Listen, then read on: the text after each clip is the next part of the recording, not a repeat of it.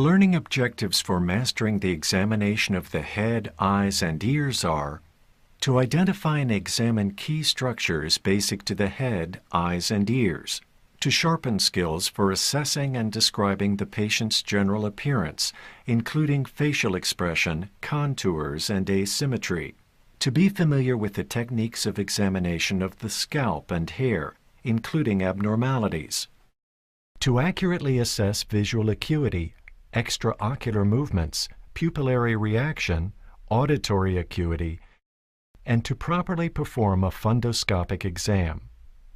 With the patient's health history in mind, you are now ready for the examination. Before beginning, let's review the important regions and structures of the head. Regions of the head take their names from the underlying bones of the skull. The frontal area overlies the frontal bone, the temporal area the temporal bone, the parietal area the parietal bone, the occipital area overlies the occipital bone, and the superficial temporal artery passes upward just in front of the ear where it is readily palpable. Two pairs of salivary glands lie near the mandible. The parotid glands lie superficial to and behind the mandible and become both visible and palpable when enlarged. The submandibular glands are located beneath the tongue, located deep to the mandible. The openings of the parotid and submandibular ducts are visible within the oral cavity. Common or concerning symptoms relating to the head, eyes, and ears include headache, one of the most common symptoms in clinical practice. Change in vision resulting in hyperopia, presbyopia, myopia, or scotomatas, double vision or diplopia, hearing loss, earache, or tinnitus, and vertigo. By eliciting the patient's concerns before the examination, you prepare for an examination that is focused, efficient, and productive. After comprehensive hand hygiene, you are ready for the physical examination. Because abnormalities covered by the hair are easily missed, ask the patient if they have noticed anything wrong with the scalp or hair. If the patient is wearing a hairpiece or wig, ask the patient to remove it. Inspect the hair, noting its quantity, texture, distribution, and pattern of loss, if any. You may see loose flakes of dandruff. Part the hair in several areas to inspect the scalp. Look for scaliness, lumps, nevi, or other lesions. Observe the general size and contour of the skull. Note any deformities, depressions, lumps, or tenderness. Learn to recognize the irregularities in a normal skull, such as those near the suture lines between the parietal and occipital bones. When examining the patient's face, observe it at rest and during conversation, noting facial expressions and contours, and observing for asymmetry, involuntary movements, edema, and masses. Assess the color and condition of the skin on the face, noting its color, pigmentation, texture, thickness, hair distribution, and any lesions. Before examining the patient's eyes, let's review their anatomy. Note that the upper eyelid covers a portion of the iris, but does not normally overlay the pupil. The opening between the eyelids is called the palpebral fissure. The white sclera may look somewhat buff-colored at its periphery. Do not mistake this color for jaundice, which is a deeper yellow. The conjunctiva is a clear mucous membrane with two easily visible components. The bulbar conjunctiva covers most of the anterior eyeball. It adheres loosely to the underlying tissue and meets the cornea at the limbus. The palpebral conjunctiva lines the upper and lower eyelids. The two parts of the conjunctiva merge in a folded recess that permits movement of the eyeball. Within the eyelids lie firm strips of connective tissue called the tarsal plates. Each plate contains a parallel row of meibomian glands, which open on the lid margin. The levator palpebrae is the muscle that raises the upper eyelid. A film of tear fluid protects the conjunctiva and cornea from drying and infection. This fluid comes from three sources: the lacrimal gland, the conjunctival glands, and the meibomian glands. Tear fluid from the lacrimal gland above the eye drains medially through the lacrimal puncta and passes into the lacrimal sac and onto the nose through the nasolacrimal duct. You can easily find the punctum atop the small elevation of the lower lid medially. The lacrimal sac rests inside the bony orbit and is not visible. The cornea is the transparent anterior portion of the outer covering of the eye. The muscles of the iris control the size of the pupil. Muscles of the ciliary body control the thickness of the lens, allowing the eye to focus on near or distant objects. The ciliary body also produces a clear liquid called aqueous humor, which helps control the pressure inside the eye and drains out through the canal of Schlemm. The posterior part of the eye that is seen through the ophthalmoscope is called the fundus. The optic nerve enters the eyeball posteriorly. You'll find it with an ophthalmoscope at the optic disc, where the retinal arteries and veins converge. Lateral and slightly inferior to the disc is a darkened circular area called the fovea. This surrounds a small depression in the retinal surface that marks the point of central vision. The macula surrounds the fovea but has no discernible margins. Note the absence of retinal vessels in much of this area. The retina is the light-sensitive membrane that covers the fundus. A transparent mass of gelatinous material called the vitreous body fills the eyeball and is not usually visible through the ophthalmoscope. This helps maintain the shape of the eye. To see an image, light reflected from the image must pass through the pupil and be focused on sensory neurons in the retina. The image, represented here by the letter A, is projected on the retina upside down and reversed left to right. Nerve impulses, stimulated by light, are conducted through the retina, optic nerve, and optic tract into the brain. Begin the eye examination by assessing the patient's visual acuity. Have the patient stand 20 feet from a Snellen eye chart. Patients who use contact lenses or glasses should wear them.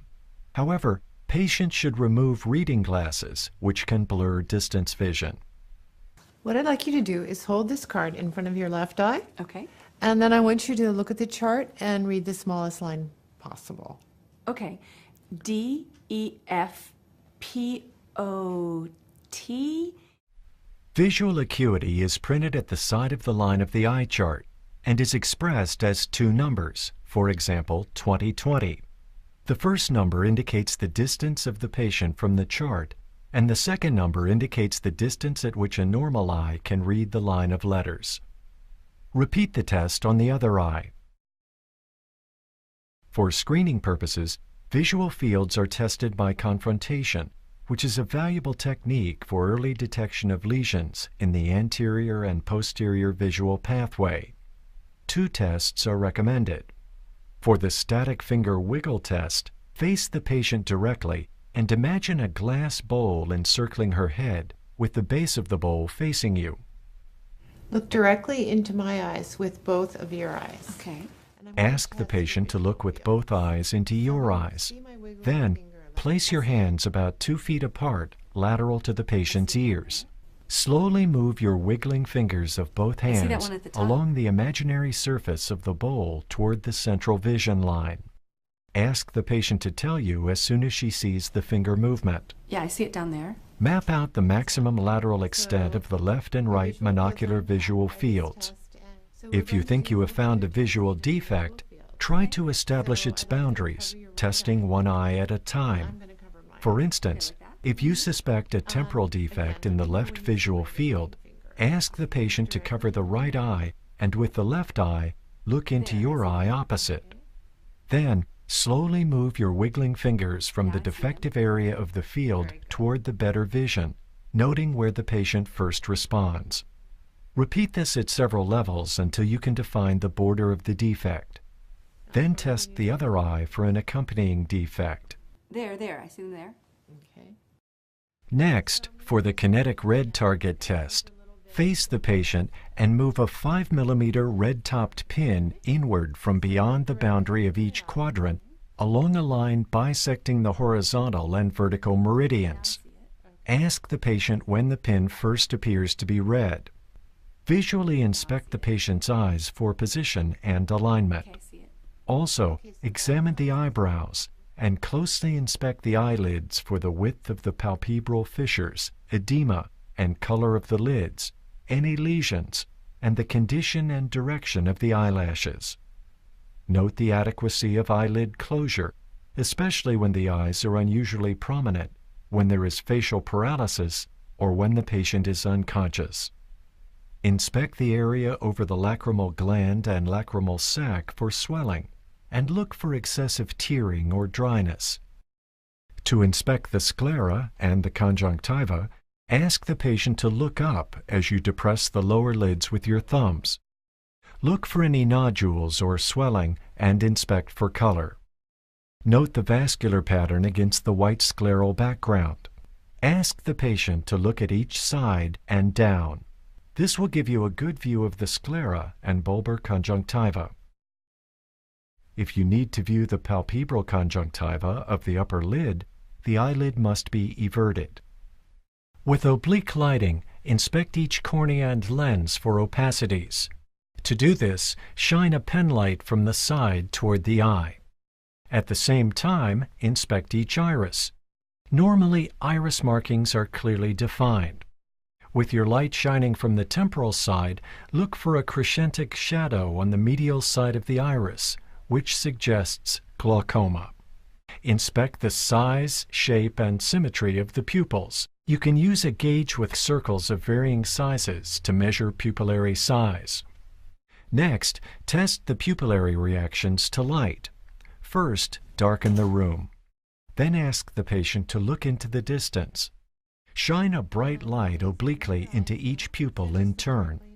The oblique lighting and the distant gaze both help to prevent a near reaction. Look for the direct reaction, consisting of pupillary constriction in the eye being illuminated directly. Then, quickly swing the light to the other eye, looking for the consensual reaction, which is pupillary constriction in the opposite eye. If the reaction to light is questionable, test the near reaction in normal light.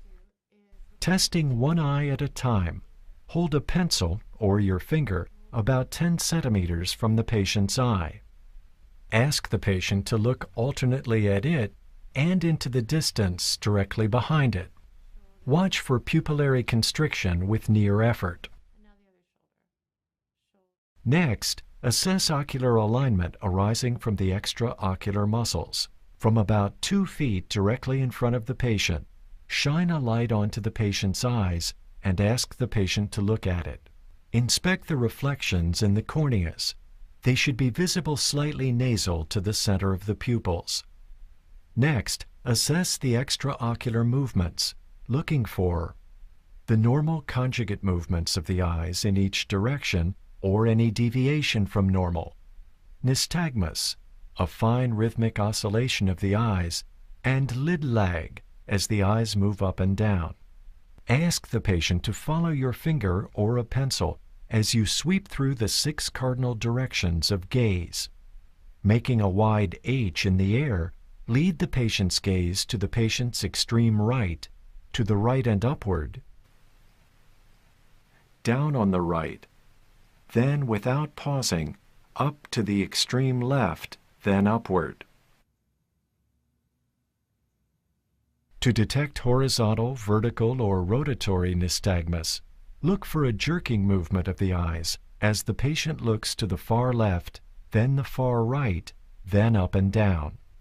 If you suspect lid lag or hyperthyroidism, ask the patient to follow your finger again as you move it slowly from up to down in the midline and look for a white rim of sclera above the iris. Normally, the lid should overlap the iris slightly throughout this movement. Test for convergence of the eyes by asking the patient to look at your finger as you move it toward the bridge of the nose. The eyes can usually follow your finger to within 5 to 8 centimeters of contact. Next, after darkening the room, conduct your ophthalmoscopic examination. Switch on the ophthalmoscope light and adjust it to the large round beam of white light. Note that some examiners prefer the smaller beam of light to avoid hippus, or spasm of the ciliary muscles. Also make sure the light is set to the appropriate brightness, often about 80% of full brightness, to minimize pupillary constriction. Initially, set the ophthalmoscope to the 0 diopter. Ask the patient to look over your shoulder at a specific spot on the wall. Remember to use your right eye and right hand as you examine the patient's right eye. From 15 inches away and 20 degrees lateral to the patient's line of vision, shine the light beam on the pupil. Make sure you can see clearly through the aperture.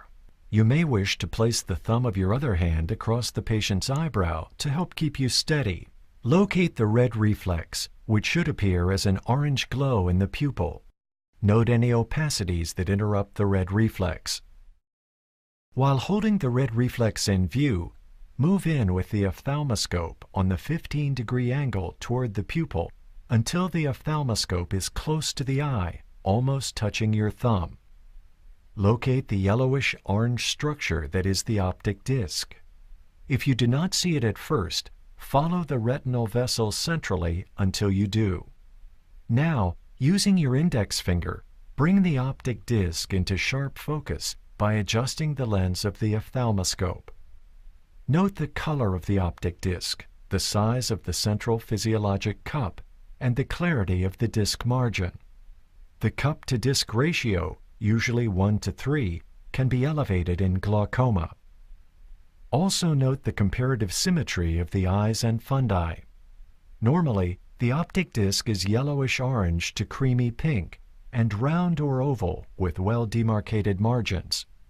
Look for papilledema, which is a swelling of the optic disc and anterior bulging of the physiologic cup. Papilledema often signals elevated intracranial pressure seen in mass lesions, meningitis, or subarachnoid hemorrhage. Moving your head and instrument as a unit, inspect the retina, including the arteries and veins as they extend from the disc to the periphery. Note the relative size and color of the narrower, lighter arteries and the larger, darker veins.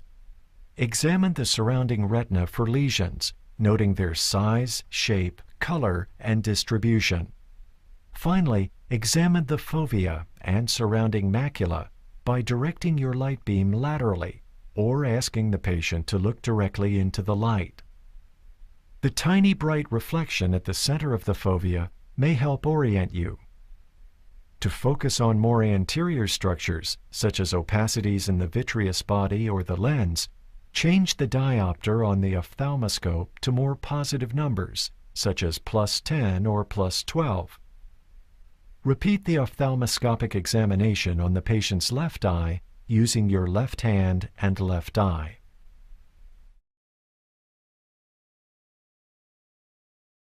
Before examining the patient's ears, let's review their anatomy.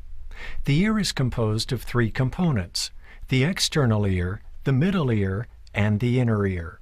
The external ear includes the auricle and the ear canal. The auricle consists chiefly of cartilage covered by skin. Its prominent curved outer ridge is the helix. Parallel and anterior to the helix is another curved prominence called the antihelix. Inferiorly is the fleshy projection of the earlobe or lobule. The ear canal opens behind the tragus and curves inward and is about 24 millimeters long. The inner portion of the canal is surrounded by bone and lined by thin hairless skin. Pressure here causes pain, a point to remember when you examine the ear. At the end of the ear canal lies the tympanic membrane, or eardrum. Behind and below the ear is the mastoid portion of the temporal bone. The lowest portion of this bone, the mastoid process, is palpable behind the lobule. The external ear captures sound waves for transmission into the middle and inner ear. The middle ear is an air-filled cavity that transmits sound by way of the eardrum, and three tiny bones or ossicles, the malleus, the incus, and the stapes. The inner ear contains the cochlea, the semicircular canals, and the distal end of the cochlear nerve. Much of the middle ear and all of the inner ear are inaccessible to direct examination. These can be assessed by testing auditory function. Air conduction describes the normal first phase in the hearing pathway.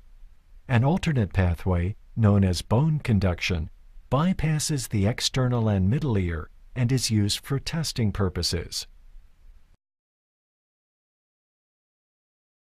Begin the examination of the ear by inspecting the auricle and surrounding tissues for deformities, lumps, or skin lesions. If ear pain, discharge, or inflammation is present, do the tug test to test for otitis externa or external otitis.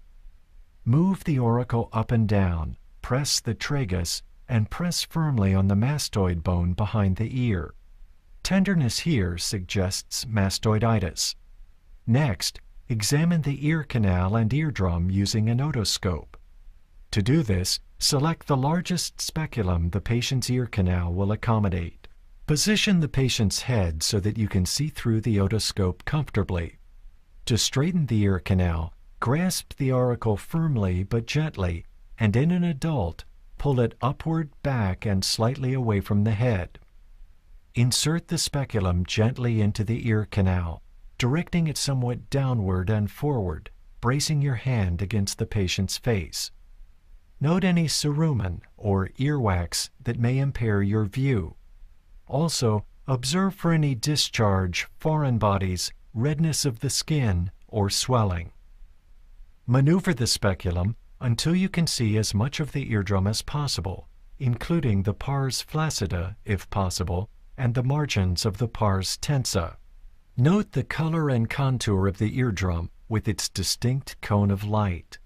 Normally, the drum is pearly gray.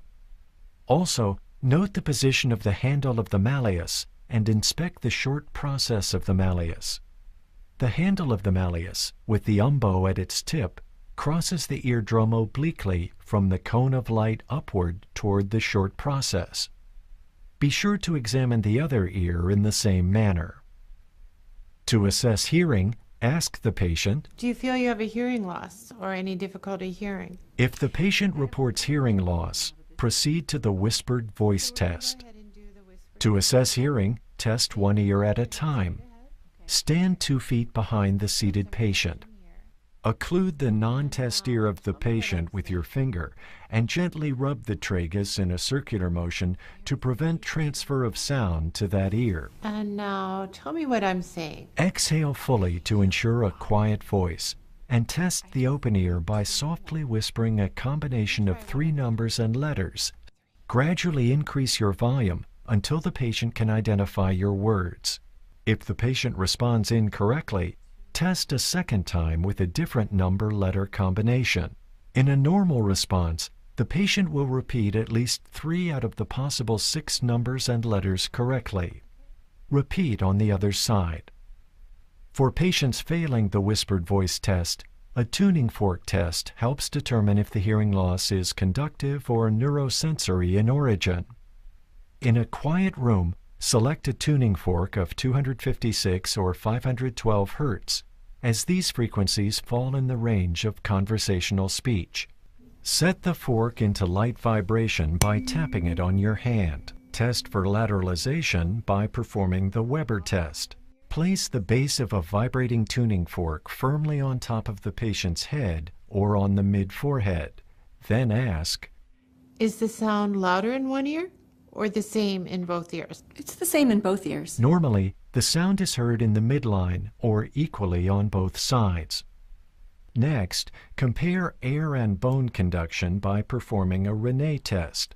Place a lightly vibrating tuning fork on the mastoid bone behind the ear and level with the canal. When the patient indicates that the sound is no longer heard, quickly place the vibrating fork near the ear canal and ask if the sound can be heard. The U of the fork should face forward, maximizing the sound for the patient. Normally, the sound can be heard longer through the air than through bone. Be sure to test the opposite ear. Remember that a clear, well-organized clinical record, employing language that is neutral, professional, and succinct, is one of the most important adjuncts to patient care. The skull is normocephalic and atraumatic. Hair has average texture. Eyes with visual acuity 20/20 bilaterally. Sclera white, conjunctiva pink. After practice and further review of this video, make sure you have mastered the important learning objectives for examining the patient's head, eyes, and ears.